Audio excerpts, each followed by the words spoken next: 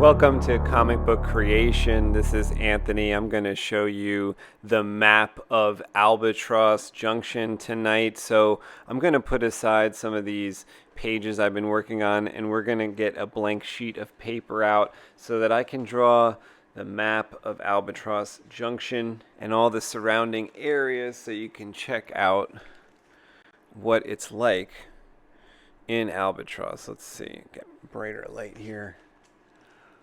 So we've got here the original coastline.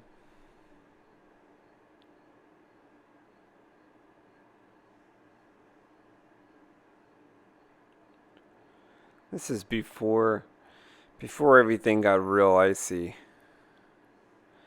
There was a coastline, there was water. But when the circadian crash landed,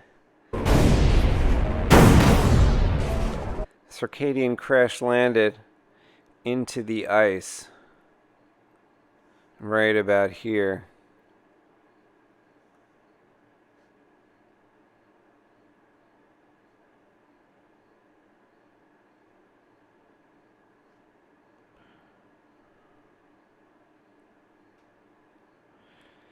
And all this is snow. This used to be water, but all this is ice. All this is iced over. And all this is ice.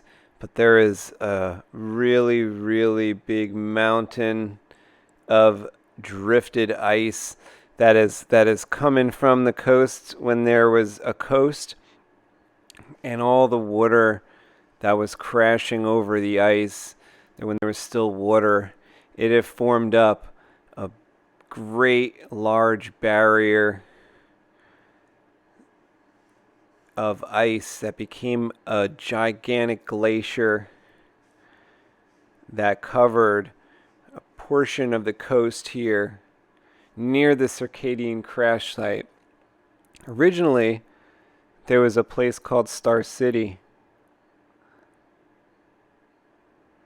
and that was up here.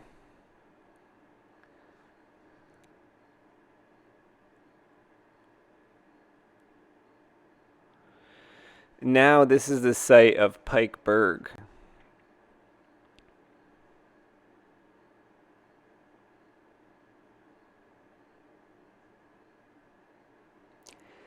And Pikeberg just lost the battle. Right before our story starts in Albatross, Star City, Pikeberg, the emerging Pikeberg, lost the battle for the Sun satellite.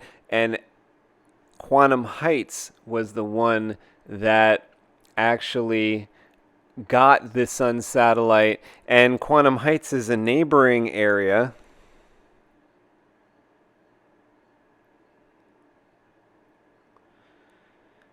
Nearby, neighboring city, but more powerful, because they've just acquired their second Sun satellite. So they now have two Sun satellites, and Pikeberg has 0. They actually have 2 orbiting satellites shining light down on Quantum Heights, and Star City doesn't have anything. Now, Quantum Heights is run by a guy named Donovan Cordova. Donovan's hometown is southwest of Quantum Heights. Donovan's hometown.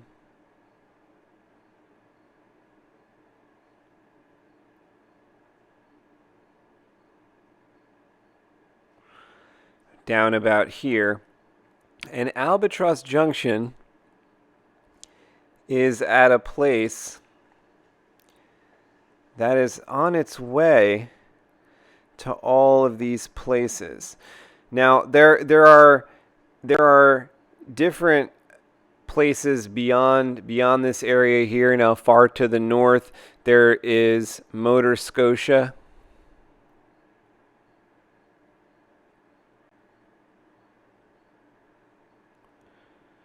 And that is a floating ice Berg City. So below the iceberg, there is a whole civilization going on underneath the water level, underneath the ice level, deep where there is still some fluid water. Motor Scotians actually hunt and do some fishing out there. They're actually living cleanly. Now, really far away from Motor Scotia, deep to the southwest, there is another mountain, another set of mountains.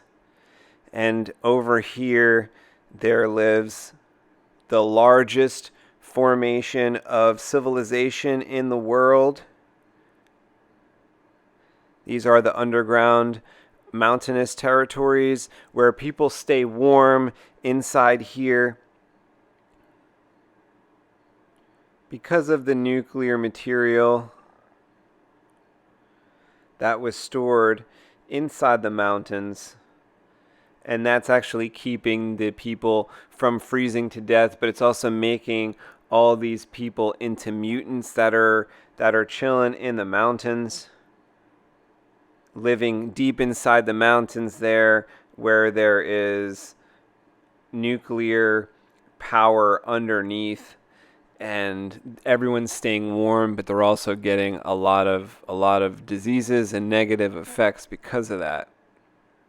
So Albatross Junction is actually like the midpoint between all this stuff, and it's almost like Albatross Junction used to be an island, but instead of there actually being water and an area to call an island, everything is now everything is now tundra. So Albatross Junction is the area that's come to be known, that's in between all of these zones. And in the far past, it used to be an island, but now that everything's frozen over because this world has no sun. The sun is gone. This is an Earth that's tumbling through space, and everything is at the razor's edge of tipping. And now every 67 years, there are rogue satellites out there that are either have old programming or outdated technology in them. But every 67 years, some of these satellites converge to allow a walking path from the top of the map here down to Albatross Junction and beyond. And it only happens once about every 67 years. That actually is the time of our story. There are some characters who are traversing and making their way down as these rogue satellites, but predictably create a method of walking, because as the light moves, there's a way where you can walk along the path, maybe sleep a little bit and keep walking, and the light path keeps you warm as you go to and through Albatross Junction. And it's something that some of the people in the story find to be prophetic, and they want to take that journey and go beyond and go see what's in the next city, because sometimes that's the only way to get from, let's say, a northern location to Pikeberg to Quantum Heights is to travel. But in this time, it only occurs every 67 years. You have to wait for everything to align as far as the rogue, old, outdated sun satellites, the solar satellites. So there's all these different satellites that are roaming around that people wish they could reprogram, but maybe some are half working, and some might work, but they're unable to get the codes to.